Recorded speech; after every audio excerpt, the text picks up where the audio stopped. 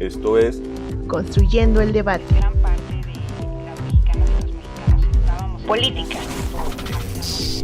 periodismo, movimientos sociales, cultura. Opina, argumenta, analiza. Un espacio que se construye con tu participación. Esto es Construyendo el debate.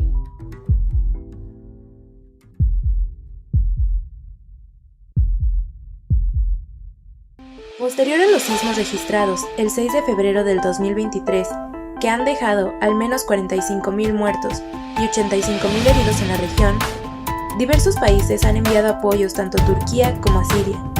Sin embargo, dichos apoyos no han llegado de la misma forma ni de los mismos países.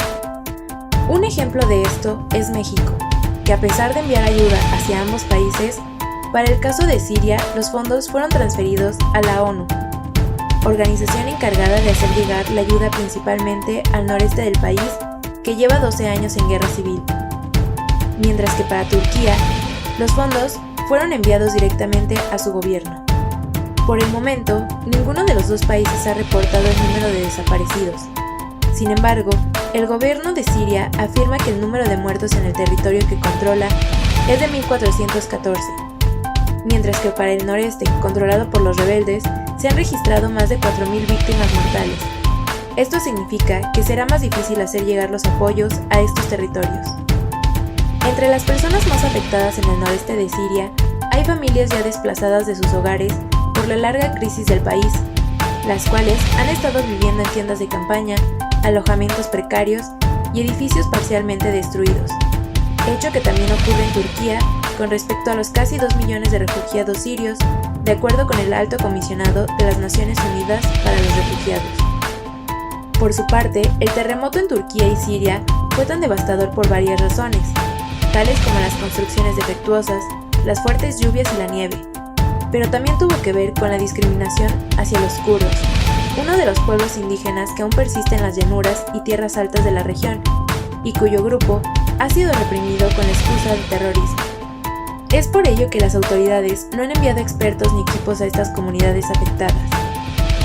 Esto también impacta a las comunidades sirias que se encuentran cerca de las fronteras, ya que en palabras del ministro de Exteriores de Turquía, el gobierno ha afirmado que no abriría los pasos fronterizos con las zonas controladas por las autoridades kurdas en Siria. Sin embargo, el grupo independentista kurdo suspendió sus operaciones en las zonas del terremoto en Turquía, esperando que el gobierno también detenga los ataques aéreos sobre territorios kurdos, para de esta forma poder seguir con el ejercicio de salvamento a su comunidad. Finalmente, es importante recordar que la Ley César, un proyecto bipartidista impuesto por Estados Unidos, el cual amplía el bloqueo existente contra el régimen sirio y permite además sanciones a personas o empresas extranjeras que hacen negocios con el gobierno de Damasco, sigue en pie. Esta ley también incluye sancionar a cualquiera que brinde apoyo a las operaciones militares de Damasco o a las de sus principales patrocinadores en Siria, Rusia e Irán, lo cual significa un menor apoyo a su población tras el sismo. Con información del país, Infobae, ACNUR, SANA, ANF Español y Europa Press, mi nombre es Sofía Gamboa y estás escuchando Construyendo el Debate.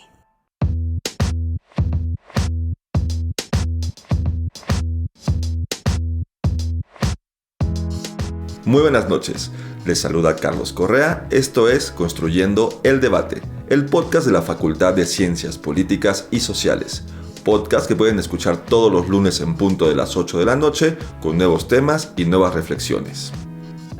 Recuerden que este capítulo, además de los anteriores, los pueden escuchar a través de nuestro canal de YouTube de Construyendo el Debate, así como en Spotify. No olviden suscribirse, regalarnos un like y compartirnos con sus amigas, amigos y familiares. Nos pueden también seguir en nuestras redes sociales donde nos pueden hacer llegar sus comentarios y sugerencias de temas. En Facebook nos encuentran como Construyendo el Debate y en Instagram como Construyendo-Debate. Esta noche hablaremos sobre el tema de la crisis humanitaria ocurrida en Turquía y Siria a propósito del sismo ocurrido hace un poco más de un mes. Y para ello platicaremos con Marlene Hernández Morán. Ella es licenciada en Relaciones Internacionales por nuestra facultad. Es maestranda en Estudios de Asia y África con especialización en Medio Oriente por el Colegio de México.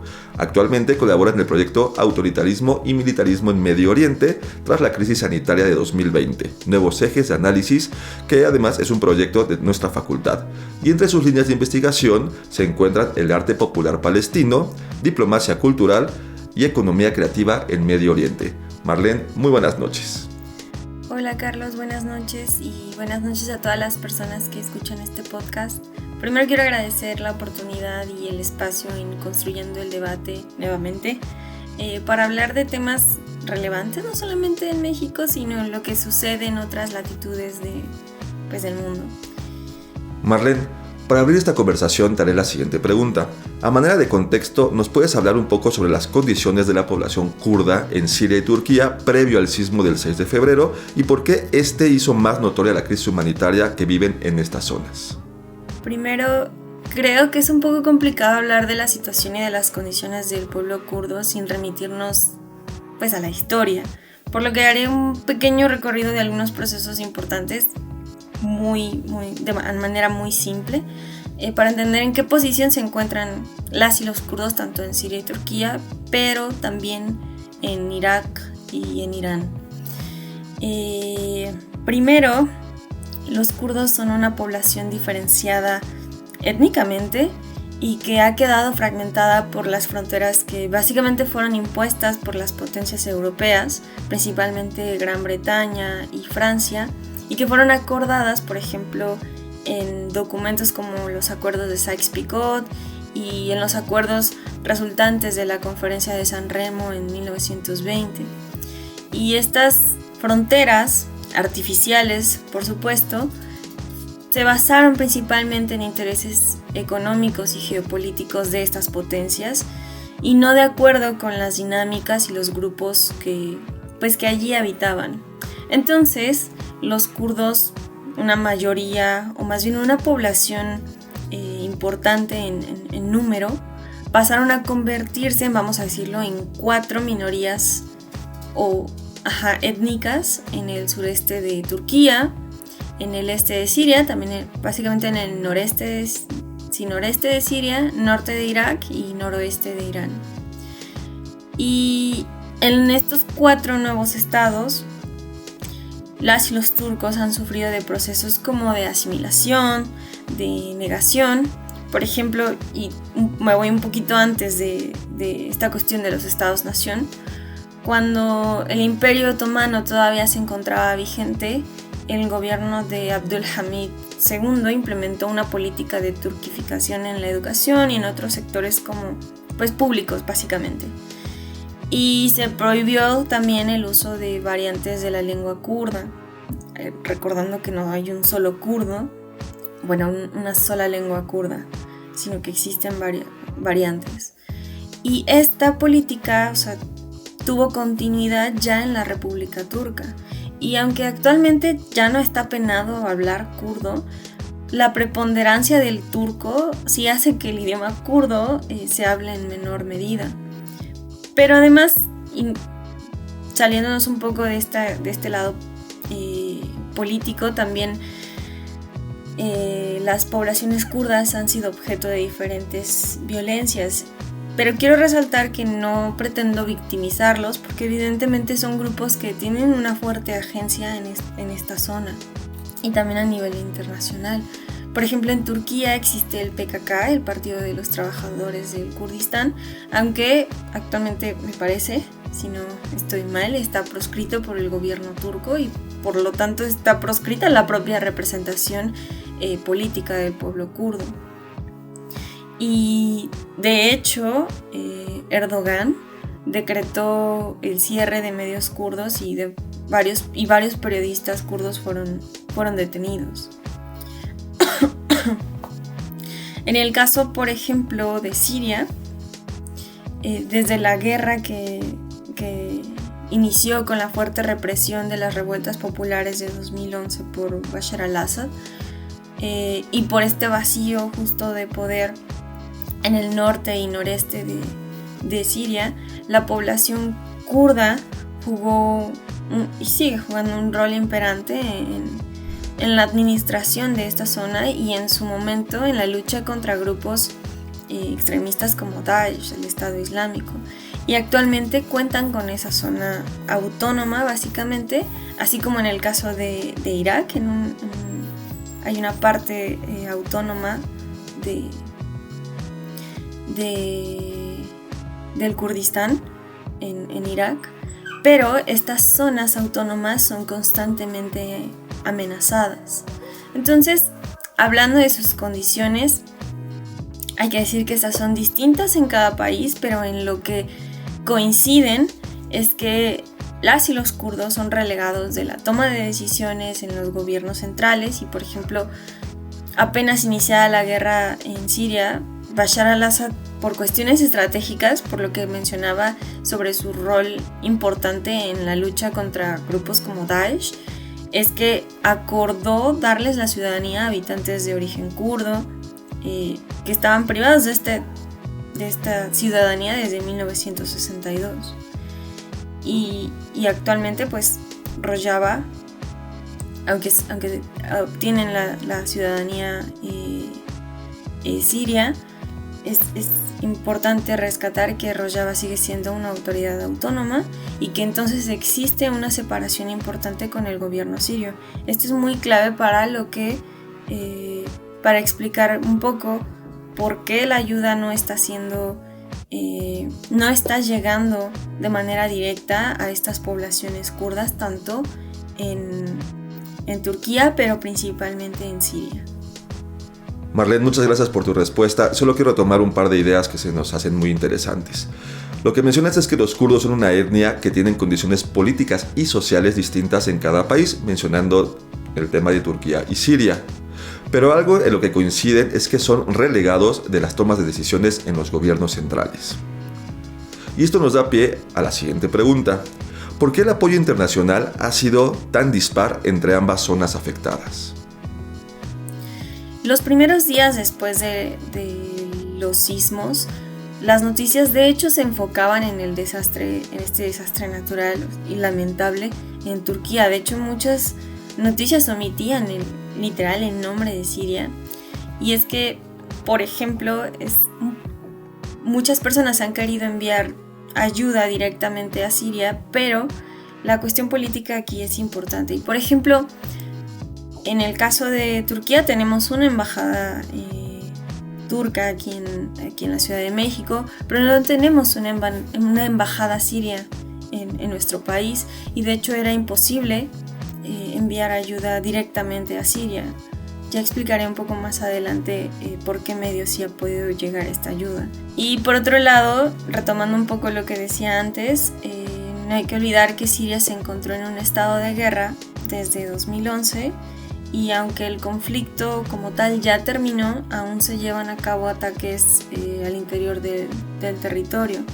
Por ejemplo, me parece que 2 semanas, el ejército israelí, aún después de los sismos, atacó Kfar Sousa, un barrio en Damasco, y argumentó que sus objetivos eran instalaciones iraníes y objetivos de Hezbollah, de Líbano.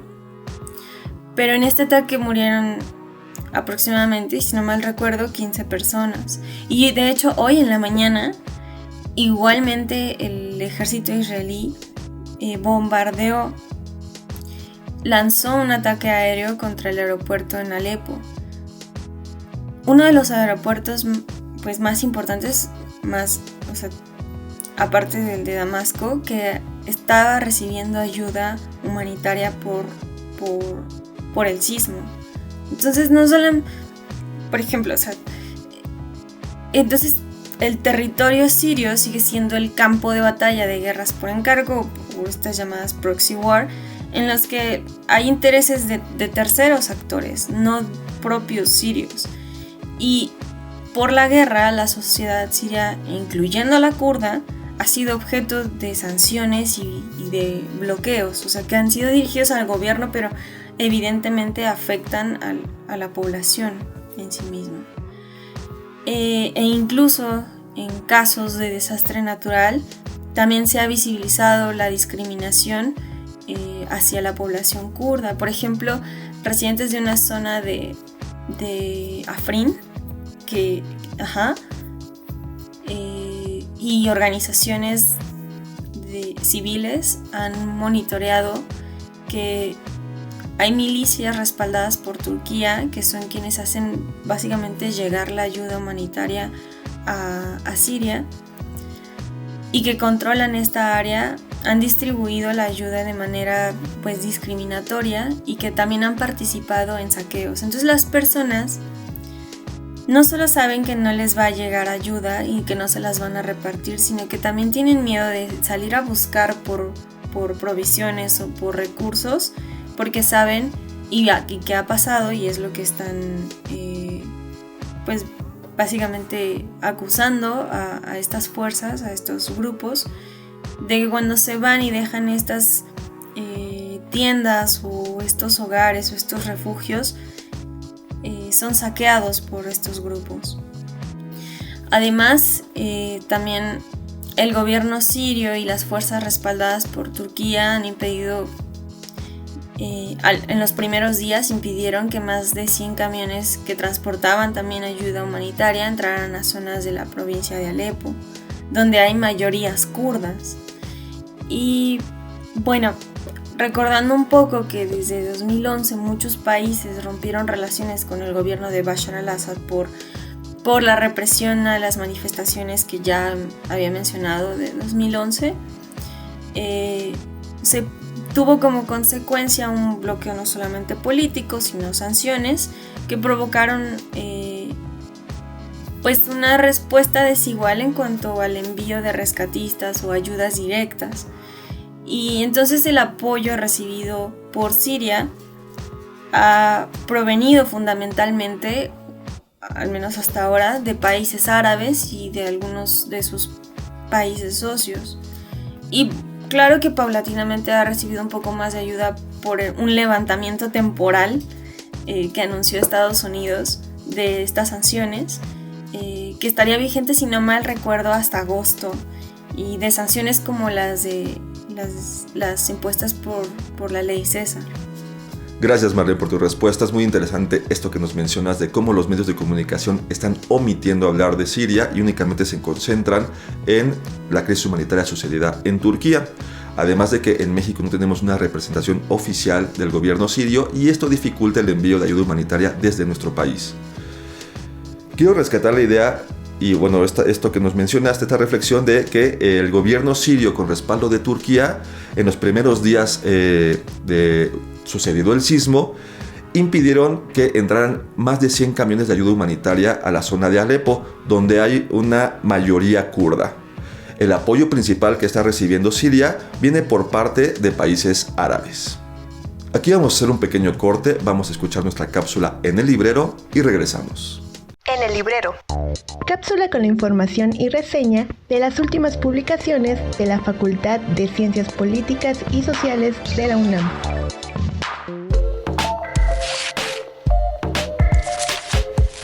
¿Te has preguntado cuáles han sido los mayores retos para la información y la investigación? ¿De qué manera ha trascendido la interacción de medios tradicionales con medios emergentes? ¿Cómo los medios audiovisuales han trastocado la pandemia en distintos niveles? ¿Cómo los profesionales de la educación percibieron los fenómenos y estudios que surgieron en la pandemia? Esto y más lo podremos responder con ayuda del libro Los discursos sobre la pandemia de COVID-19, coordinado por la responsable académica María Susana González Reina. En su introducción, nos explica que el propósito general de los trabajos reunidos es contribuir a las reflexiones colectivas, pues desde el punto de vista de las ciencias sociales, estos han sido utilizados para analizar los múltiples fenómenos asociados con la pandemia y cómo las personas hemos podido aprender a enfrentarlos.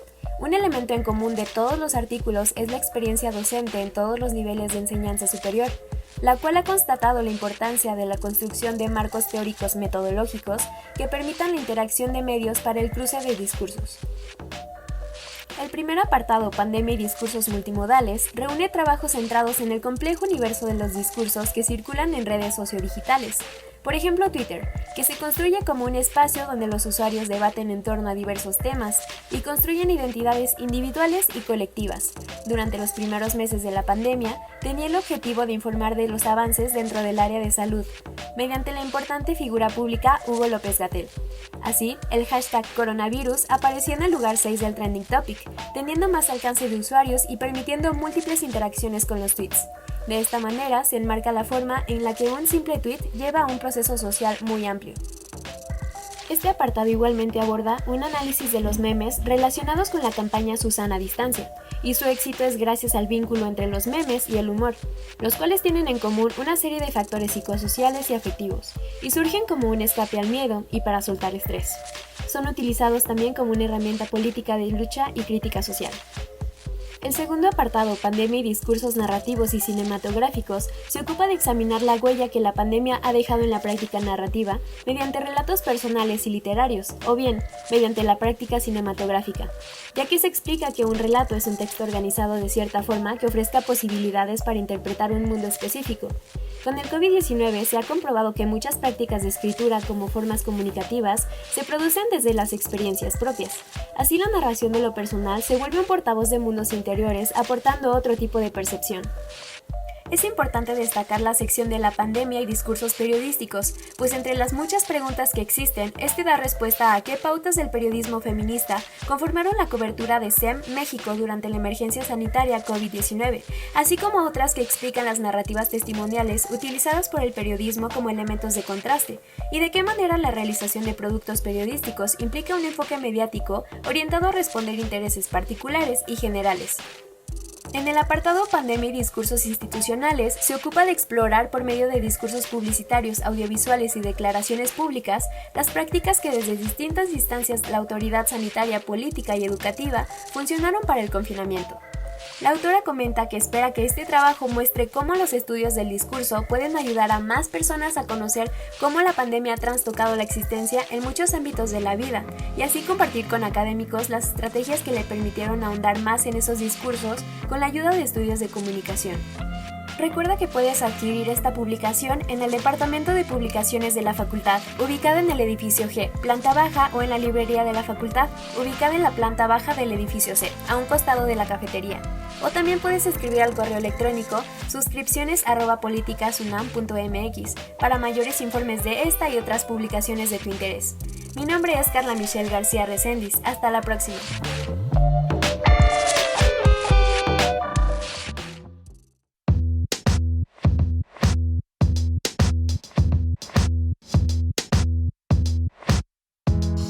Estamos ya de vuelta en Construyendo el Debate. Mi nombre es Carlos Correa y estamos hablando acerca del sismo ocurrido en Siria y Turquía y la crisis humanitaria resultado de este. Y para ello estamos platicando con Marlene Hernández Morán y continuamos con esta conversación, no sin antes recordarles que si nos están escuchando a través de redes sociales, este capítulo, además de los anteriores, los pueden escuchar en nuestro canal de YouTube, que es Construyendo el Debate, así como en Spotify. También nos pueden seguir en nuestras redes sociales.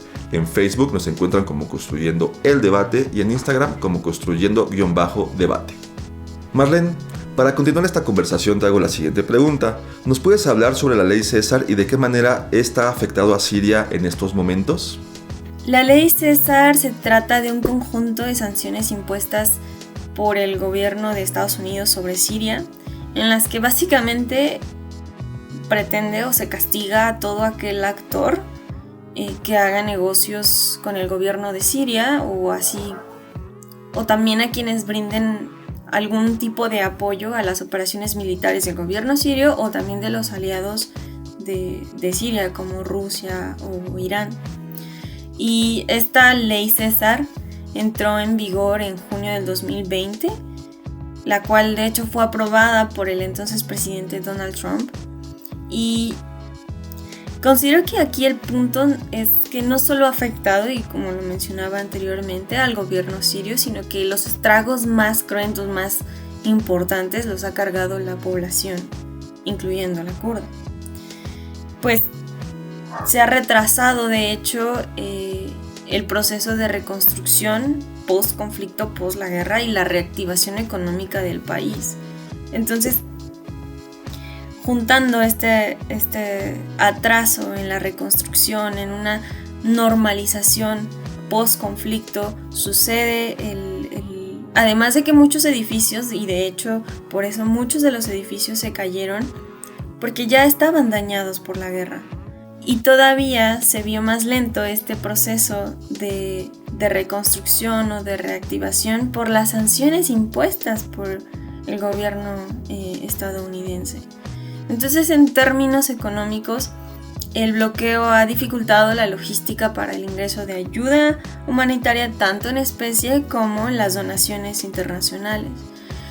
Y de hecho, sí han podido recibir apoyo a través de principalmente organizaciones civiles o asociaciones civiles, así como otras instancias como son la Media Luna Roja Kurda, hablando específicamente de la población kurda. Pero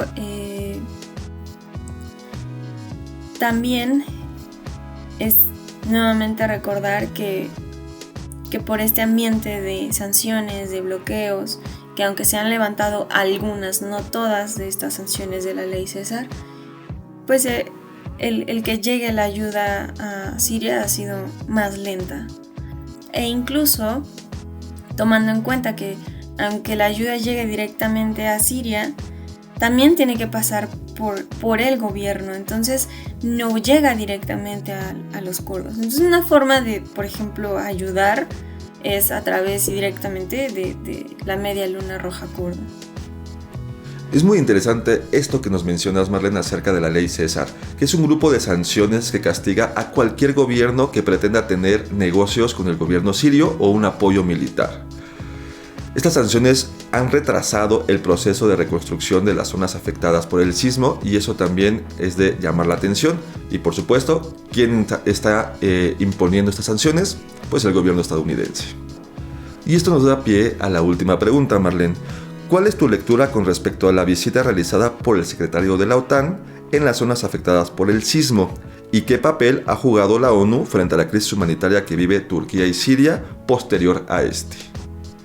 Primero, esta visita del secretario general de la OTAN, que se llama Jens Stoltenberg, visitó por 2 días, me parece, el 15 y 16 de febrero, Turquía, pero no Siria.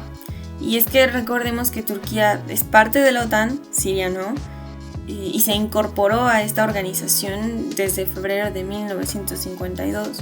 En este contexto de la Guerra Fría, para contener la influencia soviética en la región de Medio Oriente, aunque también en el este de Europa. Y entre los esfuerzos que el secretario general mencionó fue la creación de albergues temporales y aprovechar la capacidad aérea de la OTAN para hacer llegar todos los recursos para sostener estos albergues. Y de igual manera, se ve esta diferenciación entre, por ser parte de esta organización de la OTAN, es que reciben esta ayuda, pero si no, como en el caso de Siria, entonces de alguna forma no son como tal tomados en cuenta en estos proyectos, aunque también se hizo una crítica y se llegó a mencionar.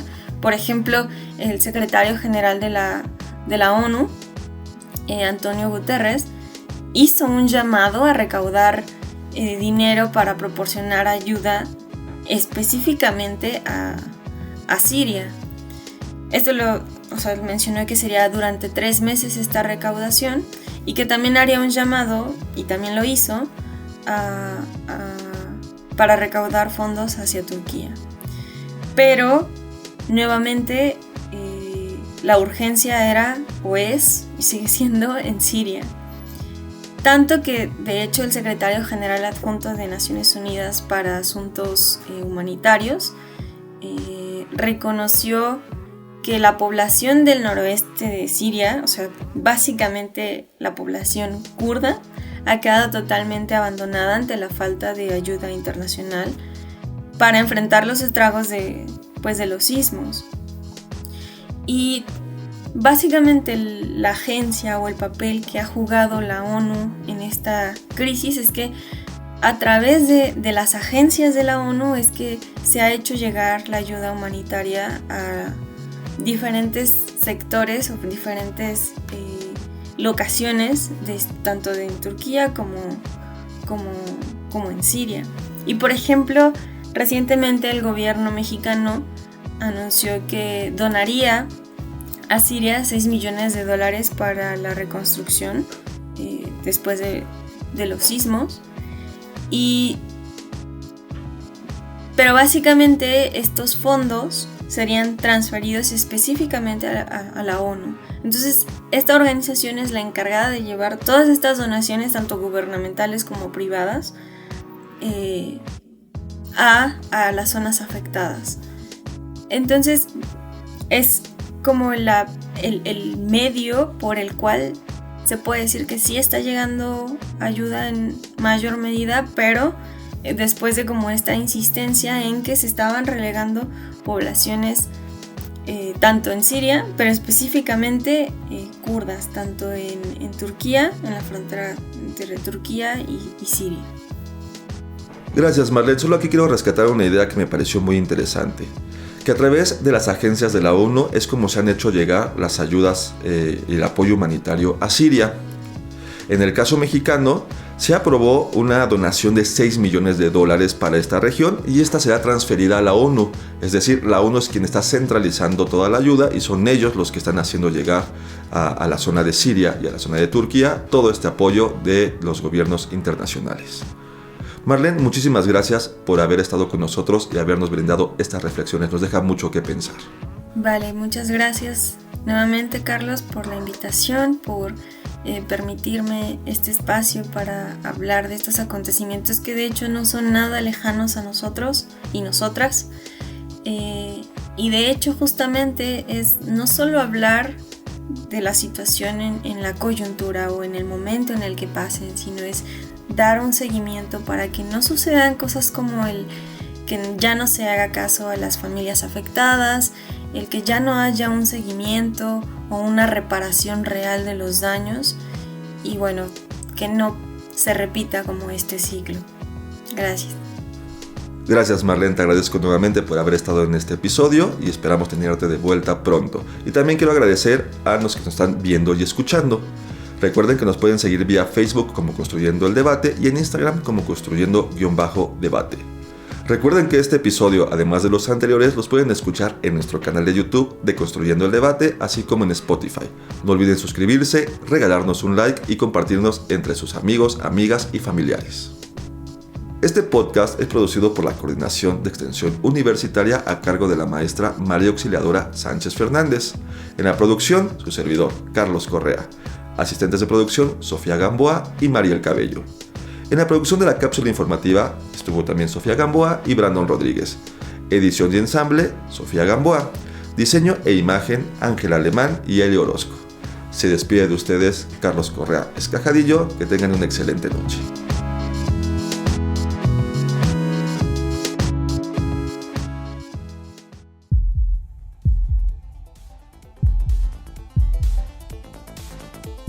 Esto fue Construyendo el Debate. Pues gran parte de la mexicana Política. estábamos esperando esto hacia Periodismo. Movimientos sociales. Estados Unidos tiene una política Cultura. ser vistoso, Opina, argumenta, analiza. Un espacio que se construye con tu participación. Esto fue Construyendo el Debate.